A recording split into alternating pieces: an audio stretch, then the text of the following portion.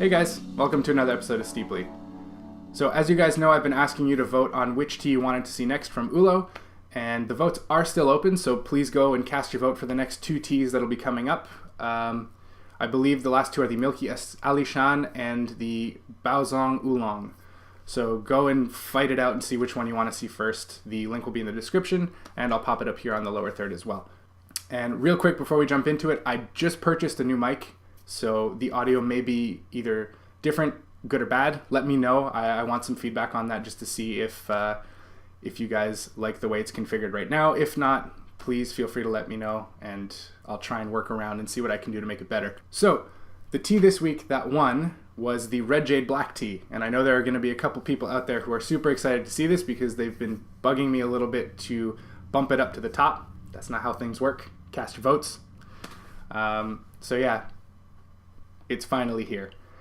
If you're curious to learn a little bit more about Oollo, I'll throw up an annotation here, and there'll be a link in the description to the video where I first asked you guys to cast your votes, and I talk a lot more about the company. So definitely go give that a watch and give Oollo some love. Their links will be in the description, and at the end of the video they'll pop up on the lower thirds. So yeah, without further ado, let's jump right into the Red Jade Black Tea. And right off the bat, the first thing I want to mention is the color. It is gorgeous. Absolutely gorgeous. I love amber colored teas a lot. They have just, it's super rich looking. It reminds me a little bit of wine because it's closer to that color palette of the burgundy, sort of dark red, dark amber look to a lot of red wines that exist. So there's something about it. I don't know. The color is just really appealing, especially when it's in the glass in front of you. I just kind of want to drink it all. So yeah, smell-wise,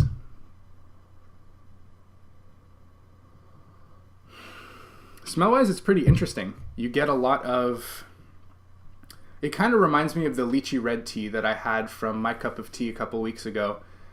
It has that lychee sort of sweetness to it. It's super nice smelling. Honestly, Oollo's been hitting it home with the reviews that I've done.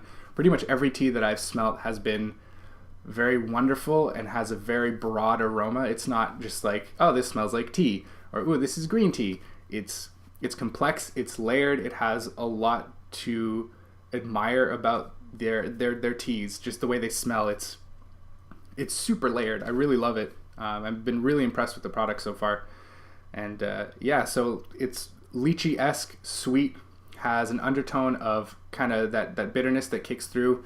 It's not overpowering. It doesn't smell anywhere near as sweet as the lychee did, but it has sort of that lingering intrigue of the tea. So I guess let's get to the tasting.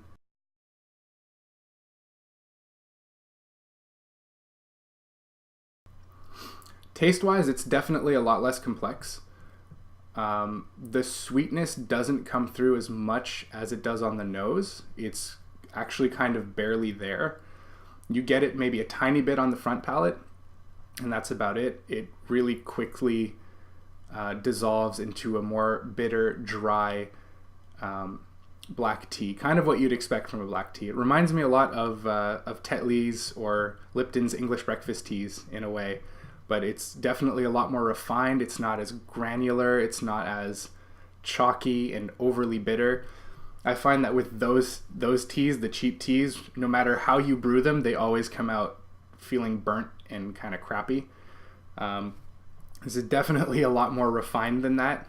You could definitely throw a little bit of agave in there to spice it up a little bit and give it more of that sweetness that it's lacking on the nose, or excuse me, that it's lacking on the palate that you get from the nose.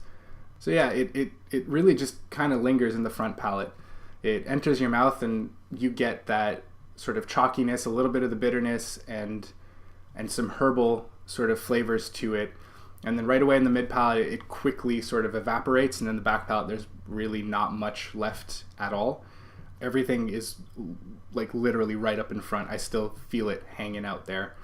It's a good tea, especially if you like, if you're a big biscuit or scone eater, this would be a great pairing for that. I think they would play off of each other super well. But other than that, I think there's little to be desired in terms of the flavor of this tea. It's definitely not their best one, but it still obviously will have its audience. And personally, I wouldn't make this sort of a daily drinker, but if you are fans of English breakfast tea and other black teas from places like that, definitely pick some up, because not only will you be getting a much higher quality tea with natural flavoring, not something that they spray on afterwards once it's been manufactured, you'll get proper antioxidants, you'll get proper caffeine levels. It won't be something that'll, I guess, damage you in a way. It's non-processed. It's really well-made tea. You can see that from the leaves themselves, you know, watching them unfurl after you steep it. This is legit. It's not something that's, you know, kind of held up in a plant for 2 years while they're making it or something. But yeah, I don't think I'd necessarily recommend it to everyone. There's definitely an audience. I know my dad probably would love this, for example. He's a huge fan of the Tetleys and the Lipton, so I might try and swing him onto this instead, get him something a little bit more non-processed. So if you have a tea drinker like that in your life, this would be a good purchase for them to kind of introduce them to the world of tea slowly. And if you want to purchase this tea for that special someone, there's a link in the description to where you can find this exact tea from Oollo. Go ahead and give them some love on Facebook, Twitter, and Instagram as well. Their links will be popping up here. They're at Oollo Tea pretty much everywhere. And yeah, always you can find me on social media as well. I'm at Alex Kaza on Twitter and Instagram.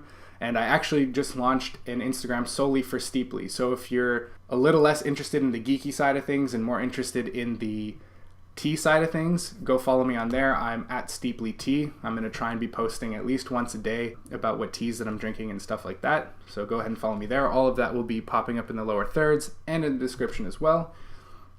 So yeah, that pretty much sums up this week's episode of Steeply. Thanks a lot for watching. Don't forget to go and cast your votes. It's bit.ly/Oollo vote. So go and cast your votes for the last 2 teas that you want to see. See you guys next week. Anywhere near the level that it was last week, that still blew me away. This one is a lot more